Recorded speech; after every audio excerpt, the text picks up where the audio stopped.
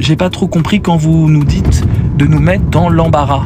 Bah en fait, Adjar, tu dois pas faire genre c'est facile, tu dois faire genre c'est difficile et le dire. Tu dois dire c'est assez complexe. Nous devrons, pour y arriver, nous allons tenter nous allons essayer de comprendre. Tu vois, au lieu de dire nous allons comprendre, tu dis nous allons essayer de comprendre. Et entre nous allons voir et nous allons essayer, bah tu montres ton humilité, tu montres que tu vas essayer, donc c'est risqué. Tu peux échouer, tu dois être fragile. Tu dois être, en fait, t'es fort, parce qu'à la fin, tu réponds au sujet. Mais on doit avoir l'impression que c'est très fragile, que tu doutes de toi, que t'es pas sûr. Et pourtant, à la fin de chaque sous-partie, 9 fois, tu affirmes avec une punchline. C'est ce mélange de fragilité et de force, une bonne copie de philo, tu vois.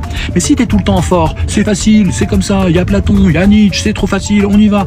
Mais en fait, il n'y a pas de suspense dans ton film. N'oublie pas que tu produis juste un film pour ton prof.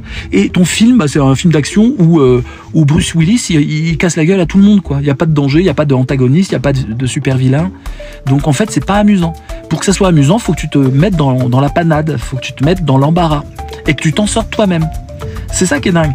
Tout comme quand tu veux slimer une référence, tu la caches dans la façon de préparer ton paragraphe, tu la caches déjà, et après tu fais genre tu l'as trouvé, mais en fait tu savais dès le début de ton paragraphe que tu allais la trouver. Vous voyez, c'est très rigolo à faire. Vous devez faire les fragiles alors que vous êtes super fort.